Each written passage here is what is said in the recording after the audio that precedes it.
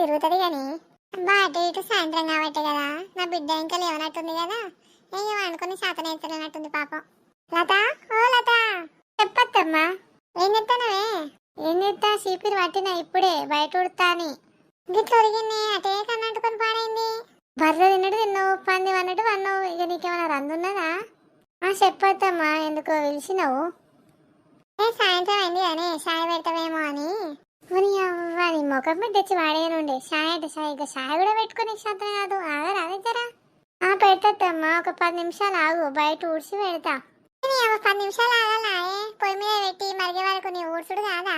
ఏదో నువ్వు పెట్టరా అనొద్దమ్మా, మరి పొయ్యి మీద పెట్టుడే కదా, అంతలో నేను ఊడ్చొస్తా కదా. నాకంతా మధ్య మధ్య ఉన్నదే, పానం అంతా సపోర్ట్ చేస్తలేదు, నాకు శాతం అయితలేదే. ఇక తినుడు వండుడేనా, మరి ఎట్లా సపోర్ట్ చేస్తుంది? బాపేడమ్మా ఇంకా రాలేదా పొలం కాడ నుండి? ఉట్టిగానే ఉంటే కొడుకాడు వేసినాక పొలం కాడ కన్నా పోపోతుంది. ఎంత పని ఉన్నదో మరి పొలం కాడ బాపుకు. అక్కడికి వేచే వరకు ఎండలో అంత సుడిపడ్డట్టు అయింది. అవును, ఇలా దాదా బీట్రూట్ జ్యూస్ చేద్దే బిడ్డలేసే వరకు. చేస్తా అన్ని జ్యూసులు చేస్తా గానీ నాకేమన్నా పనా మీకేమన్నా పనా? చేస్తే తీయ అమ్మా. ఓ నప్పతట్లుడా, నువ్వు నీ అవి ఉతానే ఉన్నారు కదా, ఇంకా బీట్రూట్ గీకి ఆ జ్యూస్ పట్టుకోరాదు, అన్ని నాకే చెప్తాళ్ళు. ఏంది ఏమో అంటావు గడి తిరిగి? నీ కొడుకు మంచిగా చేస్తాడమ్మా బీట్రూట్ జ్యూసు. నీ కొడుకుని ఏమంటన్నా? అటు పోయి ఇటు పోయి ఇది నాకే పెడతాంది కదా, ఇప్పుడు ఆ బీట్రూట్ జ్యూస్ చేసేదాకా మా అవ్వు కోదు. అయిందా? మంచిగా అయిందా?